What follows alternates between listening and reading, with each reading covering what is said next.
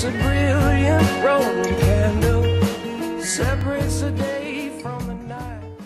Hello and welcome to Flashpoint Radio. You have stumbled upon one of the best outlets for independent news, taped in Maplewood on the web, Maplewood, Missouri, that is. I am your host, Jay-Z, coming to you live taped on Friday, February 24th, 2012. Remember, follow me on Facebook, facebook.com/flashpointradio, also on Twitter, @flashpointradio. And I ask that you reshare this, subscribe to this on YouTube.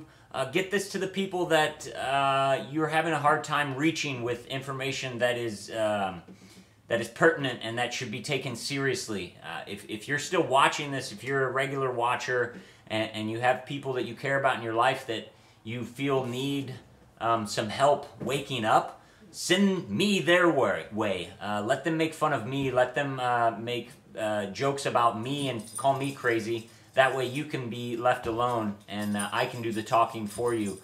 That's what this is for. This broadcast is for those who aren't awake more than for those that are. But yes, subscribe, reshare, please. Repost on Facebook to those that you care about. This is good information. I'm going to get right into our Friday News Blitz. We're going to go through a raft of articles today, and links are always below in the description. Please click on the links and do your own research. I can only go over so much of the news and so much from individual news stories. First off, we're going to start with some Rick Santorum news. To all you who may think I'm a Rick Santorum hater, I am not. I just feel that we should be critical of those that espouse great things. Deceivers have a wide mouth and they spew many things. This is headline, Karen Santorum, husband surge is God's will. She says, quote, I personally think this is God's will. I think he has us on a path, and I do think there's a lot more happening than what we're seeing. She said this on Glenn Beck's radio program or online television program, GBTV.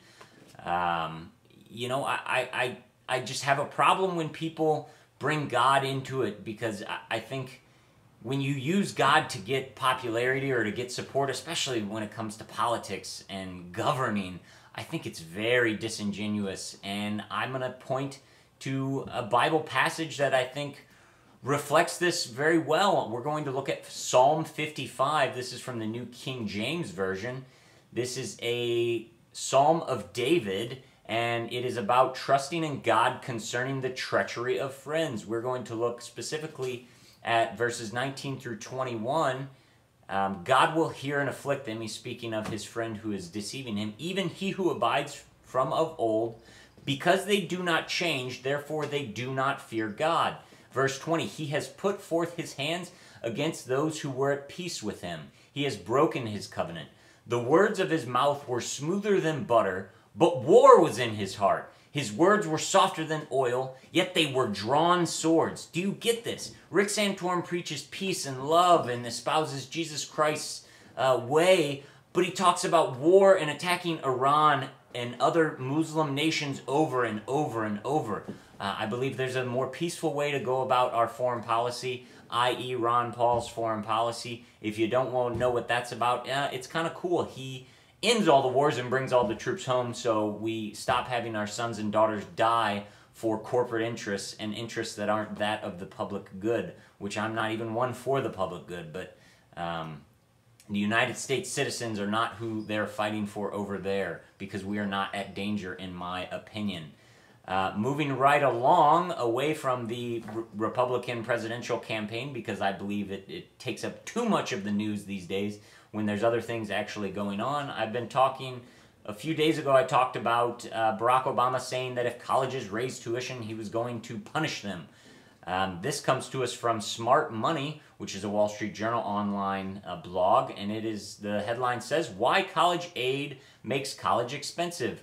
I told you last time, watch College Conspiracy on YouTube or somewhere. It's a free documentary. You will get a lot out of it. But this is the Wall Street Journal stating basically those facts. It talks about the Bennett effect, which comes from William Bennett, 25 years ago, Secretary of Education, wrote for the New York Times, quote, "Increases in financial aid in recent years have enabled colleges and universities blithely to raise their tuitions." There was a study done about for-profit schools who received government aid or accepted government aid, and those that didn't. Those that did accept government aid charged tuition that was 75% higher than others.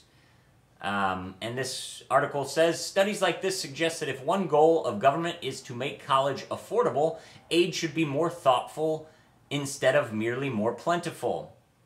Get it through your head, people. When the government pumps fake money from the Federal Reserve that is not real into a portion of the economy, the prices get inflated for everyone who really should be going, and then everything gets out of whack until there's a crash. We're facing a crash in our college system, I believe.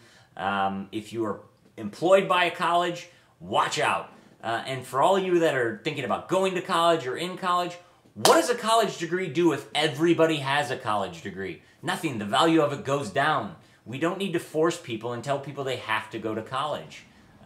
Do your own research on this. I have a lot of strong opinions. I believe that dropping out of college was the best thing for me. Eventually, it got me to where I am now in my life. I wasn't going to be a doctor or a lawyer. But if you're going to college to get a general business degree, you're insane and you're wasting your money, because I spent 10 years in restaurants gaining real useful management experience that translates into the real world. And I learned more in 3 years at a restaurant than I could have learned in 6 years in my undergraduate and my MBA program, because it's real world experience. And every job you get out of college, they teach you everything anyway. So what's the point in spending the money? You're paying for the partying and the football players and the $4 million salary for your football coach and the $2 million salary for your basketball coach. Come on, people, get it through your head. College is a scam. They're stealing your money by using the fake money the Federal Reserve prints. Moving right along, out of Orlando, Florida, this comes to us from the Orlando Sun-Sentinel Online. Headline, police in riot gear break up shoe melee at Florida Mall. Click the link below, check the video. It's pretty funny. It revolves around the launch of an expensive new basketball shoe by Nike. The wild scene erupted about 9:45. 2 people were arrested on trespassing. A third person was arrested for fighting outside the Foot Locker. Hundreds of people dashed for the Foot Locker to try to get these shoes. Let's see. Witnesses said more deputies quickly arrived, decked out in riot gear, shields, tear gas. I don't believe they used tear gas, and they were fortified still more by deputies on horseback, motorcycles, and in patrol cars. A helicopter with a spotlight hovered overhead.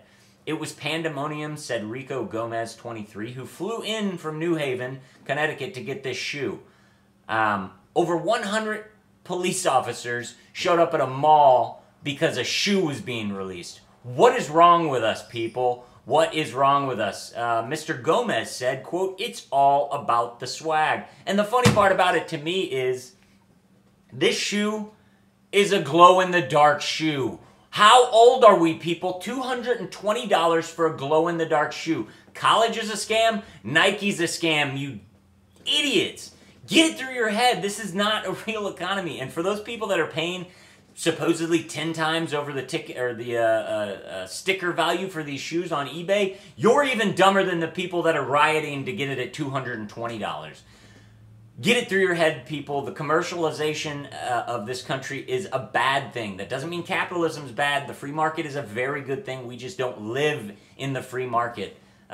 Speaking of stores and malls and them catering to your needs and what you want, this comes to us from Orlando as well. The state of Florida doing a lot of good things. So all of your Marco Rubio's a great guy. Well, let's see. Bars, stores to use facial recognition technology to increase sales. Privacy advocates are concerned when faces are matched to names. A decade ago, Minority Report came out, and it had billboards that actually spoke to you and used your name and knew who you were.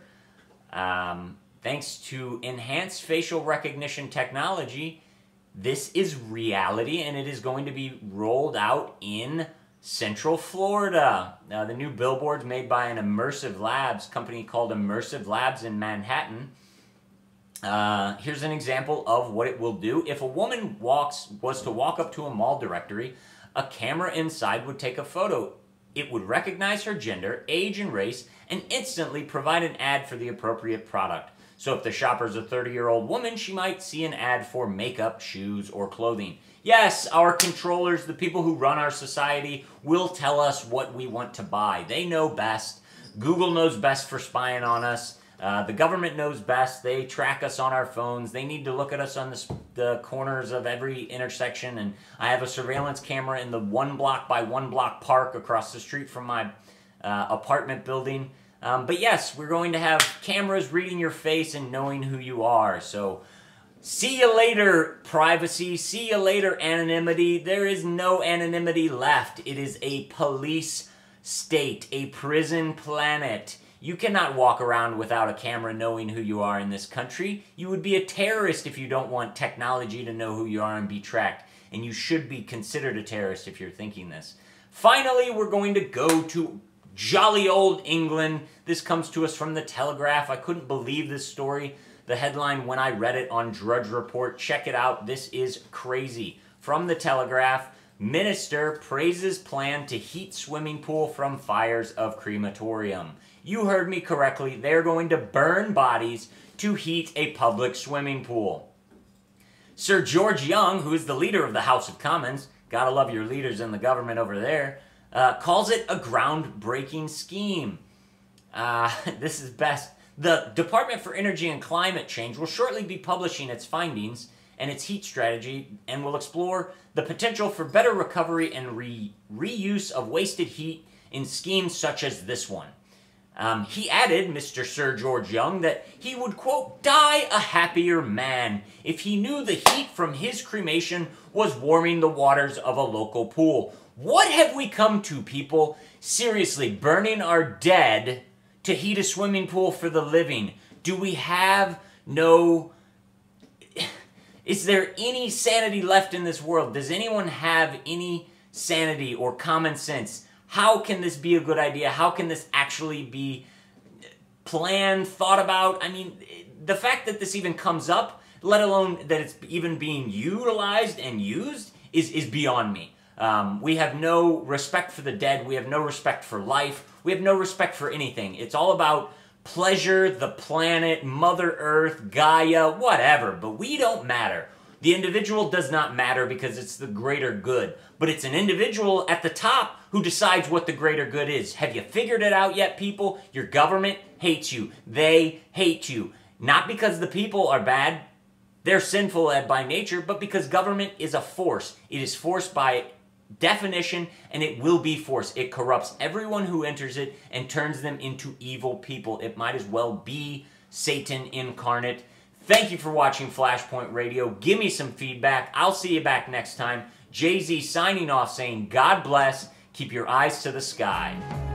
It's a brilliant Roman candle, separates the day from the night.